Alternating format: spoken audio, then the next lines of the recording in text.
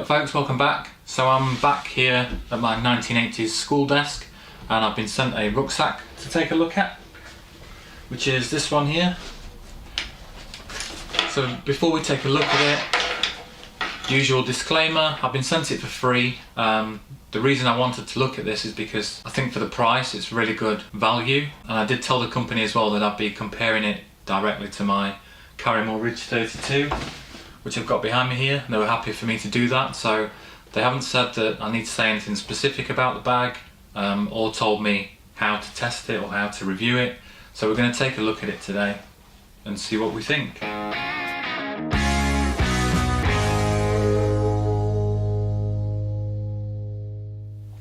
So we'll take a look at the features and then I'm going to fill it with some stuff and we'll see how much we can actually get in it. Then I'll give you my verdict and you can let me know what you think in the comments below. So it's from a company called Hardland. I'd never heard of them before, but they got in touch with me.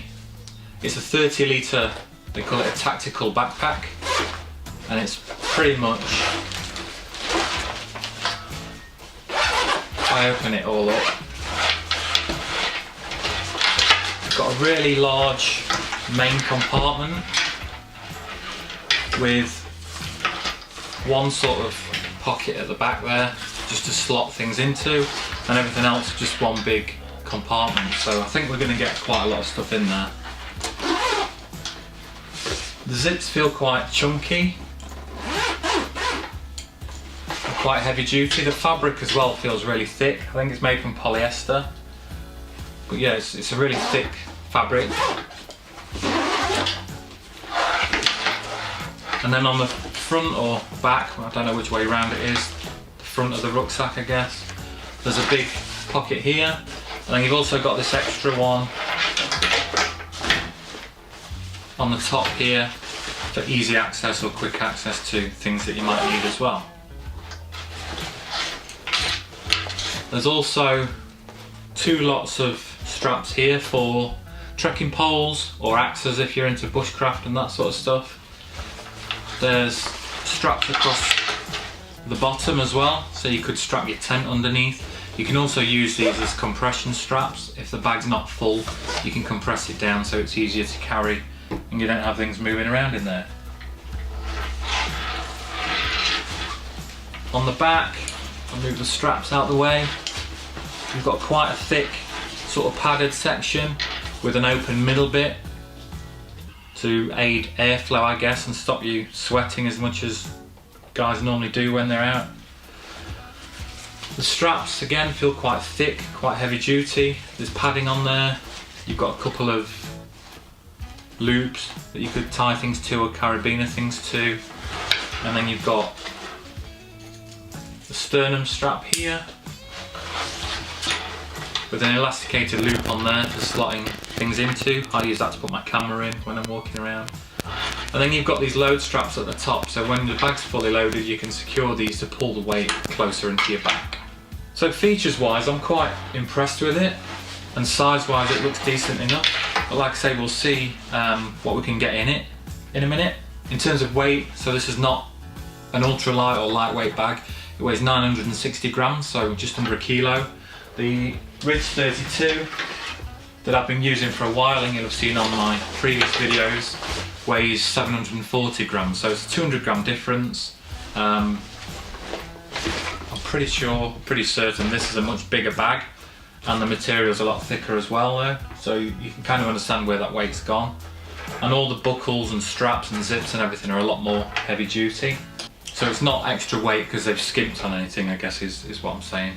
A couple of things to mention that might be an issue for you, they're not really for me. So the side pockets, usually you get these made with material that's really stretchy. On this they're not, but they are big enough to sort of get a, I'll grab my bottle, let's see if this fits in. Yeah, so you can get a smart water bottle in there, and that's pretty much all I carry in the sides anyway. But on most bags and on the Carrymore as well, they're really stretchy. And then at the top, you've got a Velcro, I don't know what you call it, trapdoor on each side. that if you pull it open, you've actually got a small hole that goes through into the main compartment. And I'm guessing that's for threading through a pipe from a water bladder or a cable to a charger or something like that. I'm not totally sure. I've never used that, but again, it's not a showstopper for me. You can seal it off quite easily with that Velcro. And then the final thing that I'm not a massive fan of is this colour. So I asked them to send me the khaki colour, and on the website it does look khaki, whereas this in real life, I don't know how it's showing up on camera. It's more of kind of a mustardy colour, I would say, more yellow than green. But again, it's not the end of the world. They do it in like a dark army green, in black, and then 3 different camo prints, I think.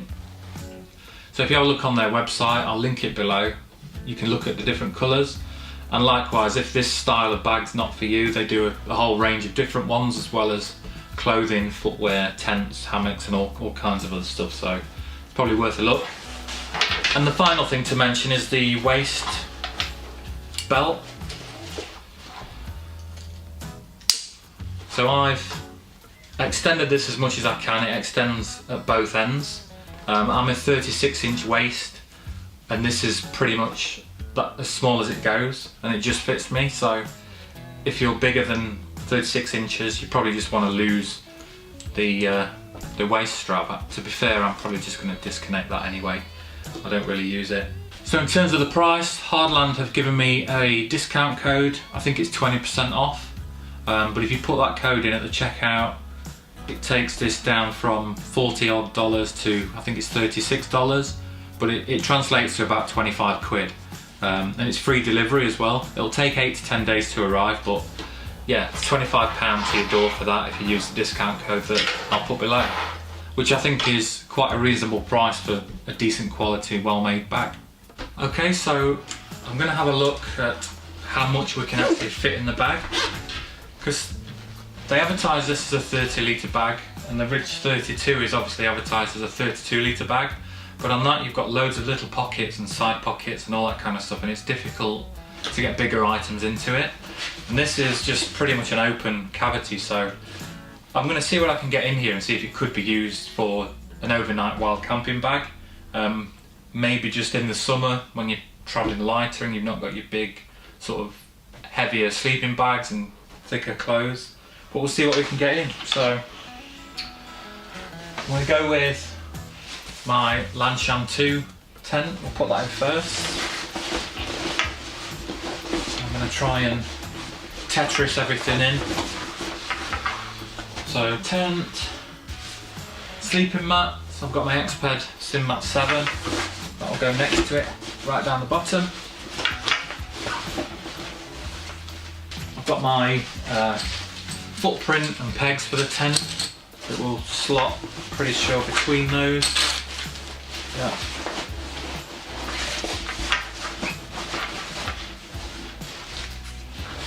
And there's still space at the front, so I'm going to put this bag in that's got my down jacket, a merino wool top, and a change of socks and boxers in there. I'm just going to see if that'll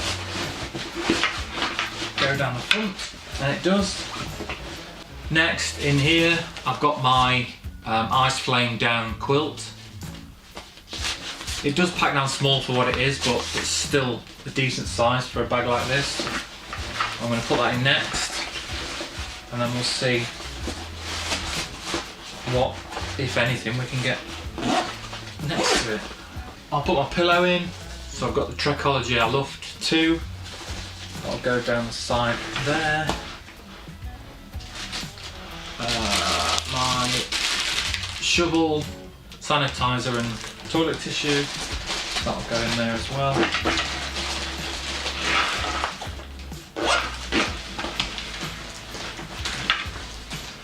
And I've still got some space at the top, so I'm going to see if I can fit my cook kit in there. This is a 650ml titanium pot that's got a small gas canister, my BRS stove, a sponge, a couple of cloths and bits and bobs in it, a spare lighter I think. Don't think that's going to go in, no, so we'll put that there for now. Alright, so in this bag I've got my power bank and my charging cables. That'll go in there. And then I've probably still got room for my first aid kit right at the top of my bag. And let's try these as well. So my nature hike down boots, I'm going to see if they'll go in. Yeah. So that's everything in the main compartment. I've then got this front pocket here, and then a final pocket on the front. So I'm wondering if that's going to go in there. Maybe. Maybe not.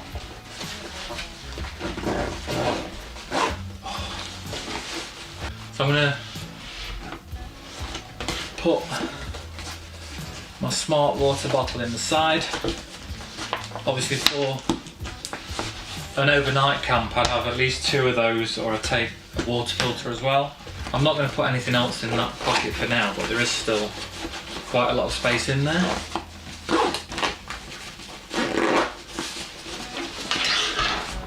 And then I would use this pocket here on the front of the bag to put my waterproofs in, maybe a rain cover for the bag, or anything I needed quick access to. And then there's these compression straps that we can use to cinch everything down. If I was using a different tent that packed with poles, I could put it on the bottom of the bag here and strap it to the bottom.